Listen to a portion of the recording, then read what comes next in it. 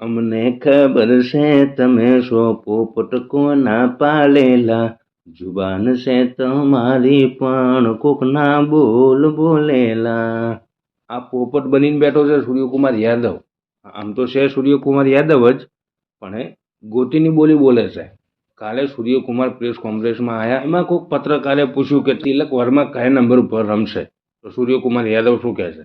તિલક ત્રીજા નંબર ઉપર રમી શકે છે અને 7મા નંબર ઉપર રમી શકે છે. શિવમ દુબે 7મા નંબર ઉપર રમી શકે છે અને ત્રીજા નંબર ઉપર પણ રમી શકે છે.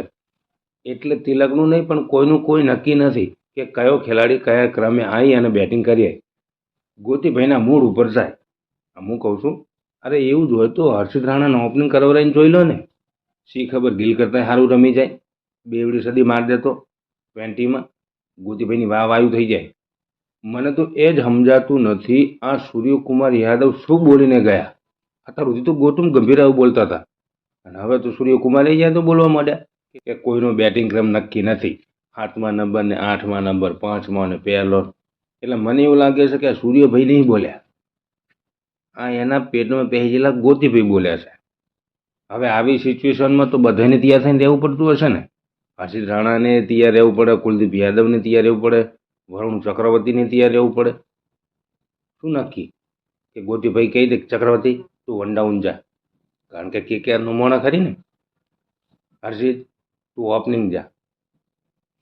નક્કી ના રે, ગોતીભાઈ ગમે તેના કહી દે ને, માલિક તમારા બોલ તમે બીજાના પેટમાં પહેરીને બોલવરાવો છો, આ સારું નથી લાગતું. અને સૂર્યકુમાર યાદવને બોલવું જ પડે ગંભીરના પક્ષમાં.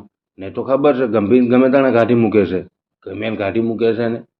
અને સૂર્યાનું તો હાલ થોડું ફોર્મે ડાઉન છે, એટલે એને તો એની જ બોલવી પડશે.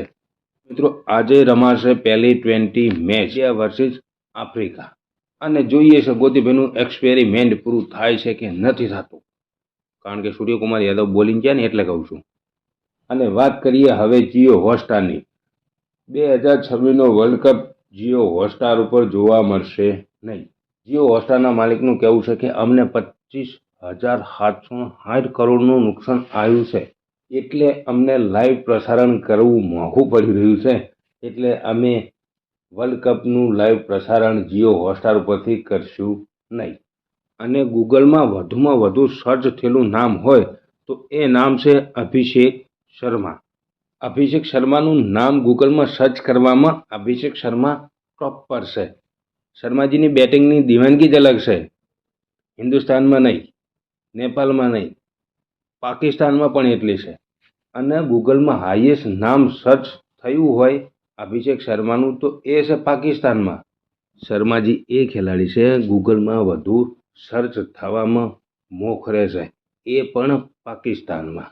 વિચાર કરો શર્માજીની દિવાનગી. બોસ શર્માજી છે, પછી એ રોહિત હોય કે અભિષેક હોય. અને રોહિત શર્માનું નામ આવ્યું છે તો ભેગા ભેગા રોહિત શર્મા અને વિરાટ કોહલીનું 2025નું પ્રદર્શન તમને જણાવી દઉં.